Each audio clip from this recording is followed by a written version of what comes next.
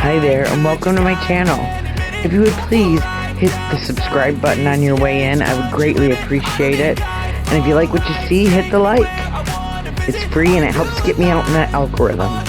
Alright, let's get on to today's topic. So today I am going to be working on an inspiration set of nails for a client of mine, and I'm going to try and get as close as I possibly can to the picture as possible. Make her nice and happy. And we are also going to be going over an unsolved old true crime case out of Michigan called the Robison family murder. So let's get started. Now today our True Crime Tuesday case is about an old unsolved murder out of Michigan. It is known as the Robison family murders or the Goodhart murders. These are still unsolved to this day. There is a suspect who they believe did it, but there's never been enough evidence to convict him or bring charges on him. The victims in this case were a vacationing upper middle class family from Lathrop Village. They were shot and killed inside their Lake Michigan holiday cottage, with two of the family members being bludgeoned to death with a hammer prior to their death. They remained there undiscovered until July 22nd. So that's, horrible. But let me tell you a little bit about the family. Richard Carl Robison was born in Wayne County, Michigan. He and his wife, Shirley Fulton, were the proud parents of 4 children: Richard Jr., Gary, Randall, and Susan. Mr. Robison had founded and operated a small advertisement agency named R.C. Robison and Associates in the mid-1950s. The firm strategized advertisement campaigns for businesses with the Detroit region. He also worked as a commercial artist, executive, and publisher for Empresario magazine, which focused on cultural issues such as the arts, theatricals, and music, and was also based within his one-story Southfield office. The markedly wealthy family owned a Learjet and lived in the affluent Detroit suburb of Lathrop Village. This was definitely, they were a picture of the nuclear family. They were doing well. They owned their own business. In 1968, Richard Jr. was attending East Michigan University. Gary was a student at Southfield Lathrop High School. Randall was in middle school, and Susan was in first grade. They regularly went to church. They didn't drink, they didn't smoke, they didn't gamble, they didn't party. These were a very clean-cut, on-the-mark family. And in the summer of 1968, they decided to go on their annual vacation to Blissfield Resort Community within the small town of Goodhart. The family planned to spend 3 weeks of their vacation at Somerset, the seasonal log and stone holiday cottage they had purchased in the 1950s for $15,000. The 5-room cottage itself was situated at the end of a long private drive within a heavily wooded area, at which one section runs alongside a 100-foot bluff close to the Lake Michigan shoreline. The family had visited the property every summer since 1957. This vacation began on Sunday, June 16th. The family traveled in 2 cars to their destination. They were accompanied by several traveling companions who would stay in their own rented holiday homes. These individuals included friends of the Robison boys, some business acquaintances, and personal friends of Richard Sr. and Shirley. Among those to know about the vacation and the location of the Robisons' secluded holiday home were several senior employees of Empresario magazine. On June 23rd, one of the Robisons' traveling companions, 18-year-old Norman James Blitz, he was the son of the caretaker of the Blisswood Resort and a close friend of Richard Jr. He was killed in a motorcycle accident while returning to Goodhart from nearby Cross Village, reportedly while intoxicated. An autopsy revealed his cause of death to be cerebral hemorrhage. The accident occurred sometime after 1:30 a.m., and the Robeson family did not learn of this accident until that evening. Upon learning of this news, Richard Sr. paid personal condolences to the Bliss parents at their Goodhart holiday home, offering to pay for the teenager's grave marker and flowers or a wreath. He also explained that the family would be unable to attend the funeral as they were due to fly from Pellston Regional Airport to Kentucky, then Florida, with the intent on purchasing some real estate, and wouldn't be back to their cottage for a couple of weeks. He told him that the earliest date they would be returning would be probably around July 15th. Now, it's known that on the morning of June 25th, Richard Robeson Sr. telephoned his personal banker at the National Bank of Detroit, Frank Joydy, to discuss business pertaining to an expected recent deposit to his account of $200,000, only to be informed that the deposit had not been made, of financial irregularities within his business account within recent weeks, and that his current business balance was just $15,000.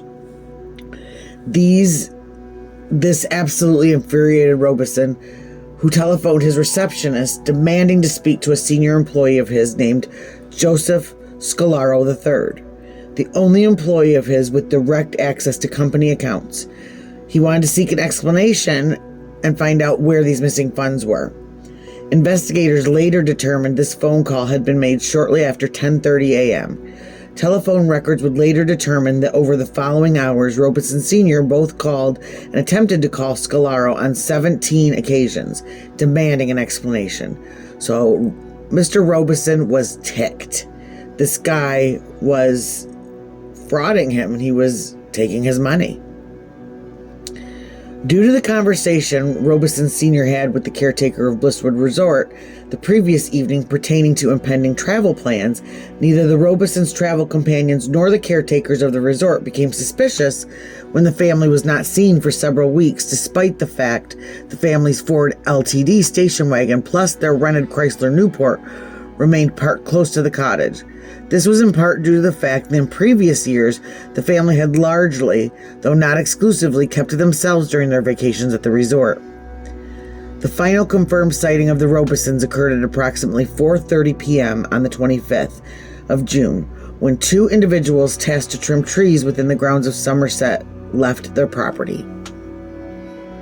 Investigators would later determine that the most likely time the Robeson family was murdered was in the early evenings of June 25th, 1968.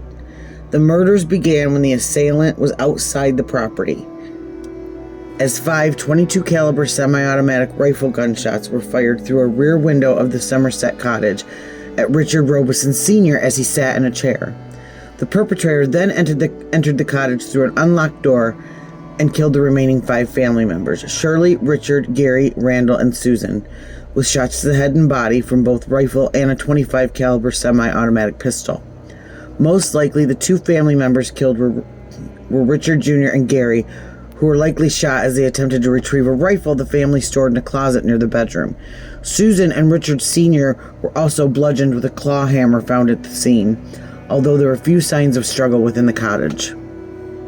A single bloody footprint on the floor would lead investigators to conclude that one person had committed the murders, and that this individual had most likely closed all the curtains to the cottage and crudely attempted to cover the bullet holes in the window from his initial salvo with a piece of cardboard before turning it on the heating within the property, then locking the door to the premises before leaving the scene. 15 spent shell casings, 11 .22 caliber and 4 .25 caliber were left at the premises. A note penned upon a section of paper towel affixed to the cottage door read, "Be back by 7 to 10, Robeson." So whoever this was also knew that they were leaving and weren't expected to be back. The bodies of the Robeson family remained undiscovered until July 22nd. Their bodies were discovered by the owner and caretaker of the resort, Chauncey Bliss, following a complaint from a neighbor that a neighbor of the family of a pungent odor emanating from the cottage. She had noted while playing a card game with friends on the grounds of her own property some 150 feet away from their cottage. that afternoon. Bliss found both doors to the property locked. He pried open the molding to gate entry to the cottage, only to discover the crime scene. He immediately notified authorities. Investigators would determine that Richard Sr. had been shot in the chest with a .22 caliber firearm and once in the head with a .25 caliber pistol. He had also received a skull fracture, and his body laid in the hallway to the property beneath the body of his youngest son, Randall, who had been shot once in the head by a firearm of unknown caliber. Susan lay alongside her father and brother. She had received a single .25 caliber gunshot to the face in addition to a skull fracture. Shirley Robeson's body lay on her stomach in the living room. She had received a .25 caliber gunshot wound to the head, and a red and black plaid blanket had been placed over her body after her death. Richard Jr. lay midway between the hallway and the northwest bedroom of the property. He had received several gunshots to the head from a .25 caliber pistol. Gary was discovered lying parallel to the east wall of the northwest bedroom. He had been shot in the back with a .22 caliber firearm and twice in the head with a .25 caliber firearm. A ballistics examination of the bullets determined the .25 caliber firearm was used in the murders was an automatic Beretta pistol, whereas the .22 had been fired from somewhat uncommon AR-7 Armalite semi-automatic rifle. Playing cards scattered upon a table indicated 2 or more of the family members had been playing a game of solitaire at the time of the shootings. The time lapse between the homicides and their discovery, in addition to the perpetrator having turned on the heating within the property, had resulted in descendants' bodies being in an advanced state of decomposition, thus destroying potential physical evidence. Questioning of the Sowell family, whose seasonal home had been close to the Robeson cottage, revealed that they had not been present in their cabin on June 24th or 25th. However, another couple informed investigators that sometime in the late afternoon of the 25th, they had heard 2 men and a woman shouting, followed by the sound of gunfire, all emanating from the direction of Somerset. They had chosen not to investigate, believing the Robesons to be shooting gulls on the beach. Investigators rapidly determined that the murders were premeditated and most likely committed by an individual or individuals known to one or more of the members of the family. Although an expensive ring belonging to Shirley was missing, no money or other items of value had been taken, so robbery was not a motive. Furthermore, as Shirley was nude from the waist down, no family members had been assaulted, and her body had most likely been posed in this manner and to deceive investigators into believing that there was a SA motive existing behind these murders. All individuals whom the Robesons were known to have encountered in the 9 days that they had spent at Goodhart were eliminated from being suspects, and theories pertaining to the potential family links to organized crime circles were also discounted. By the second week of the investigation, the Michigan State Police and Emmett County authorities strongly suspected that one of Richard Robeson's senior employees, 30-year-old Joseph Raymond Scalaro III, had been the perpetrator. Scalaro was a veteran of the United States Army Security Agency and a graduate of Harvard University. He had worked for Robeson's advertising and publishing companies since December 1965 and held a senior position with his publishing firm. He had been left in temporary charge of both businesses by Richard Robeson shortly prior to the family vacation, and was known to have visited Somerset Cottage on at least one occasion prior to the murders. Scalaro admitted to having repeatedly conversed with his boss via telephone on the date of the murders, in conversations he claimed revolved around Richard Sr. questioning whether outstanding company checks had arrived at his office, but claimed to have heard nothing further from his employer.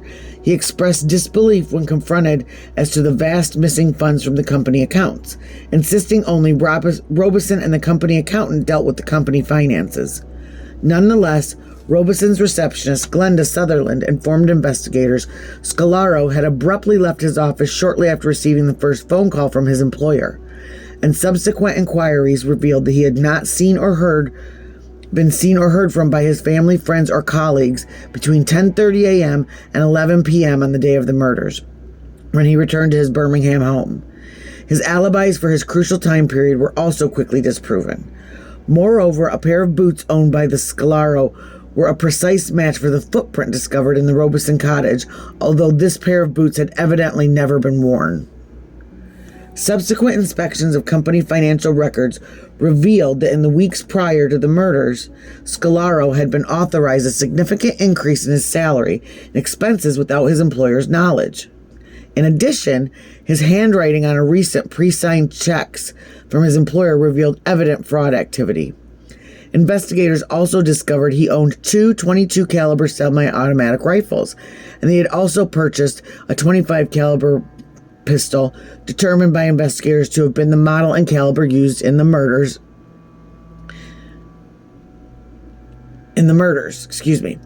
When confronted with these facts, Scalaro claimed to have given one of these pistols to his employer and both rifles, which he claimed to have bought from his brother-in-law. To other individuals several months prior to the murders, one of the rifles was traced to an acquaintance of Scalaro's in Chicago. Although this rifle was of the model and caliber used in the murders, ballistics testing revealed the firearm had not been the one used by the perpetrator. The other rifle, which Scalaro claimed to have been given to a relative, could not be traced. During the course of the investigation, Scalaro undertook 2 polygraph tests, both of which he failed. The results of a third test were judged inconclusive. Experts also noted that Scalaro's answers were indicative of his attempting to deceive the interviewers in his pre-test interviews. In November 1969, an examination of a private Union Lake firing range owned by Scalaro's father-in-law produced several shell casings, forensically proven by Michigan State Police Crime Lab to source from the AR-7 firearm used in the Robeson murders. This revelation was considered conclusive evidence of Scalaro's guilt in the 2 investigating police agencies. In addition, although the firearm was still missing, a neighbor informed police that he had seen a .22 caliber AR-7 rifle at Scalaro's home shortly before the murders. Scalaro's .25 caliber Beretta pistol, which he had given to police to undergo forensic testing 2 days after the discovery of the crime scene, was forensically proven to have been of the make and model as the second firearm used in the homicides. Although the actual pistol used could not be traced, Scalaro's wife, Laura Lee, confirmed to investigators that she had been with her husband at the Birmingham Gun Club when he had purchased the 2 firearms of this caliber in February. Several spent Seiko .25 caliber cartridges had been recovered from the crime scene. This was a rare finish brand sold only for a limited time in Michigan in January and February 1968. Investigators determined that one of the actual few individuals to have purchased this brand of ammunition in Michigan had been Joseph Scalaro, and that he had bought this ammunition on the same day he had purchased the .25 caliber pistols. Scalaro's statements that he had given away both the weapons and the brand of ammunition used in the commission of the murders prior to the event were viewed by investigators as obvious attempts to deflect suspicion from himself, and by late 1969, investigators believed that they had amassed sufficient evidence to secure a warrant for his arrest. Investigators presented their 700-page case report to the jurisdictional prosecution on December 17, 1969. It was a detailed report implicating Joseph Scalaro as the only perpetrator of the crime, with ample circumstantial evidence attesting to his guilt and concluding he had the means, motive, and opportunity to commit the crime. The following month, Emmett County Prosecutor Donald C. Nagel and Attorney General Frank Kelly ruled that insufficient evidence existed to bring formal charges against Scalaro, referencing the fact that although the spent shell casings recovered from the private firing range matched those used in the murders, the 2 firearms used in the commission of the murders had not been recovered. The ruling also noted no other form of physical evidence, such as fingerprints, anything like that, placed Scalaro at the crime scene. As such, he was not charged with the murders, although investigators remained convinced that he was guilty. And now here's some more motive for you. Within 4 months of the Robeson's murders, Scalaro assumed directorship of R.C. Robeson and Associates and Empresario magazine, having purchased the firms from the Robeson estate. Scalaro managed both firms from Richard Sr.'s office. He would later sell the magazine and also founded another firm he named Dimensional Research, Inc. Upon orders of the National Bank of Detroit, executors of the Robeson estate, Somerset Cottage was demolished in the spring of 1969 due to an executive ruling the building was no longer habitable. 4 years after the murders, a newly elected chief prosecutor in Oakland County, Lewis Brooks Patterson, believing the Robeson murders had been committed within his jurisdiction, formally reopened the prosecution. Upon reviewing the evidence, Patterson informed Oakland County Assistant Prosecutor Ronald Cavalt, "We are going to charge Scalaro with murder." The decision to reopen the case was widely publicized in Michigan. Upon discovering the reason Emmett County prosecutors had determined insufficient evidence existed to successfully prosecute Scalaro was a lack of physical evidence to confirm his guilt. Investigators sought to retrieve further evidence sufficient to secure his arrest and prosecution. When Scalaro learned of his likely impending indictment resulting from this reopened investigation, he took his own life by shooting himself in the head in his Southfield office March 8, 1973. His body was discovered slumped in his high-back chair at 3:30 p.m. that afternoon by two men who entered his office looking to collect an outstanding $730 debt. 2 typewritten notes were found at the scene. One note was attached to the door of his office and it was addressed to his mother, warning her not to enter the office. The other was also addressed to his mother, acknowledged the acts of fraud and forgery he had committed in life, but ended with a handwritten denial of culpability for the murders of the Robeson family. The note Scalaro left, in which he maintained his innocence of the Robeson murders, stated, "Mother, where do I start? I am a liar, cheat, phony. Any check that any of the people have with your signature isn't any good because I forged your name to it to get them off my back. I owe everything you can think of. I have made poor investments and in some cases no investments at all. I love you dearly, but living only causes you more heartache. I just can't help myself. Please understand. Love, Joe." The letter also listed several individuals whom he had defrauded in multiple business schemes. At the base of this letter, Scalaro had written a denial for the guilt of the Robeson murders. This read, "P.S. I had nothing to do with the Robesons. I am a cheat, but not a murderer. Joe." Now, Scalaro taking his own life resulted in the investigation pretty much becoming inactive. He still, to this day, remains the prime suspect in the murders, with past and present investigators convinced that he had not taken his own life. That had he not taken his own life, he would have been tried and convicted of 6 counts of first-degree murder. The Robeson family were laid to rest in Oakland County, Michigan on July 26, 1968. Their interments with Acadia Park Cemetery followed a service attended by several hundred mourners, and which saw the caskets of Richard Sr. and Shirley flanked by those of their children. The January 1970 decision by Emmett County Prosecutor Donald C. Nagel and Attorney General Frank Kelly that insufficient evidence existed to prosecute Scalaro despite ample evidence attesting to his guilt is believed to have been largely made for financial and political reasons. The senior officials with the county commission also likely viewing the costs and logistics of a high-profile case a burden on county resources. Furthermore, Nagel, appointed county prosecutor in 1968, had no experience of prosecuting murder cases at the time of his 1970 decision. Now, we've seen that happening a lot lately with a lot of the ongoing current cases that we've seen. Plea deals that shouldn't have been made, and I think a lot of it has to do with cost. They don't want to have to pay the money. Referencing his conviction of Scalaro's guilt, one of the detectives assigned to the Robeson family murders, Michigan State Police Detective Lloyd Stearns, recollected in 2008 that he had once informed Scalaro, "You killed the Robesons, and if you didn't, then you know who pulled the trigger." 40 years after the murder, Stearns maintains that his comment reflected the collective mindset of the investigators assigned to this case. And unfortunately, with Scalaro taking the easy way out and taking his own life, there's still a lot of questions. It's just assumed. I mean, it looks pretty obvious why he did what he did. And who knows if there were more than one person. Maybe he had a partner. We will never know. And unfortunately, though, one of the laws in Michigan is that Michigan does not close open murder cases. If it's unsolved, it stays open until it is solved. So, I don't know. You know, with everything gone, there's really no way to prove that he did it now, but hope they rest in peace. And that was, you know, an area of Michigan where there weren't really those kind of things that happened. So I hope you enjoyed listening to my review of this cold case, this very, very cold case, unsolved case. And hope you're having a great True Crime Tuesday. And if you're not, I hope it gets better. So everybody have a great day. I will talk to you later.